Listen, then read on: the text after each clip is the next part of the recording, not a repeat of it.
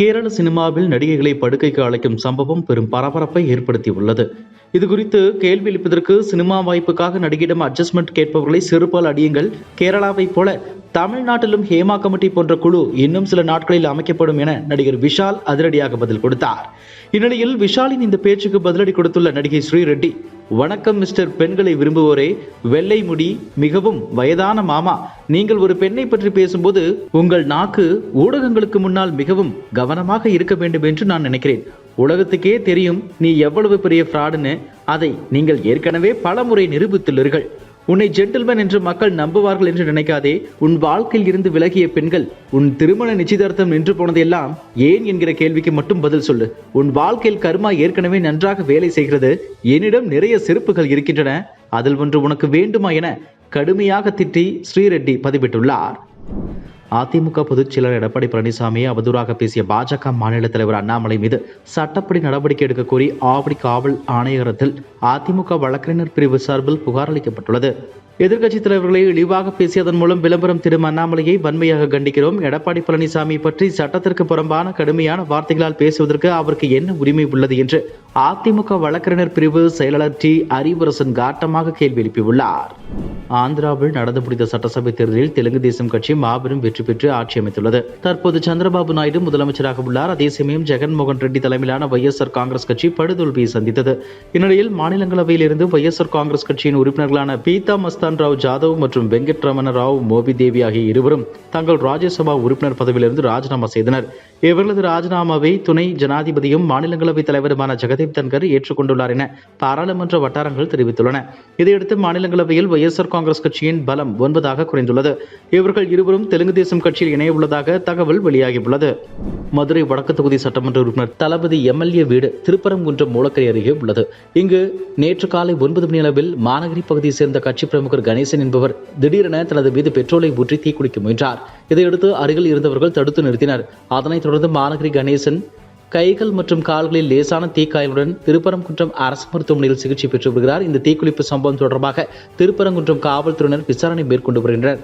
திமுக நிர்வாகி கணேசன் தீக்குளிக்க முயன்ற சம்பவம், அதுவும் திமுக எம்எல்ஏ வீட்டு முன்பு தீக்குளிக்க முயன்ற சம்பவம் குறித்து திருப்பரங்குன்றம் போலீசார் வழக்குப்பதிவு செய்து விசாரணை மேற்கொண்டு வருகின்றனர். இந்திய மல்யுத்த சம்மேளன முன்னாள் தலைவரும் பாஜக முன்னாள் எம்பியுமான பிரிஜ் பூஷன் சரண் சிங் மீது மல்யுத்த வீராங்கனைகள் பாலியல் புகார் தெரிவித்தனர்.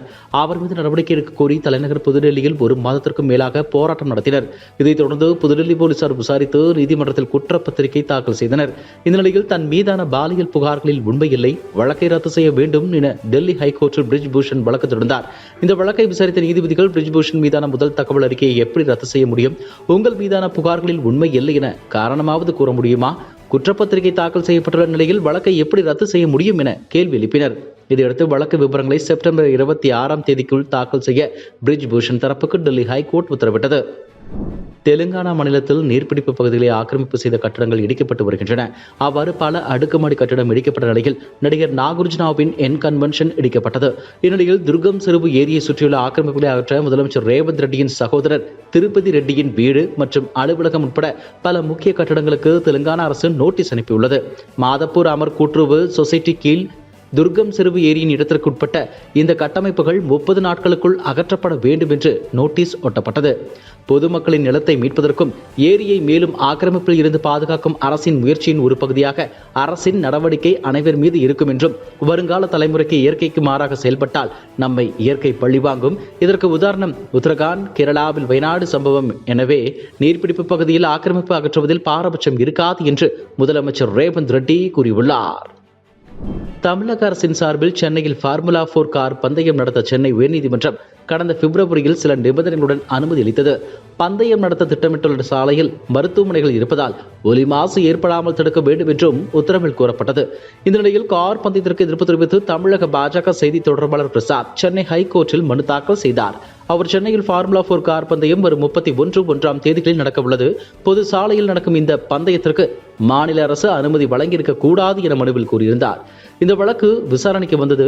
ஏற்கனவே 2 நீதிபதிகள் அமர்வு உத்தரவு பிறப்பித்ததால் இந்த வழக்கு விசாரணைக்கு உகந்ததல்ல, மக்களுக்கு இடையூறு ஏற்படாதவாறு போக்குவரத்து மாற்றம் உறுதி செய்யப்படும் என தமிழக அரசு தரப்பில் உறுதியளிக்கப்பட்டுள்ளது. இதுபோன்ற செய்திகளை மேலும் தெரிந்து கொள்ள எங்களது யூடியூப், ஃபேஸ்புக் மற்றும் ட்விட்டர் ஆப்களை சப்ஸ்கிரைப் செய்யவும்.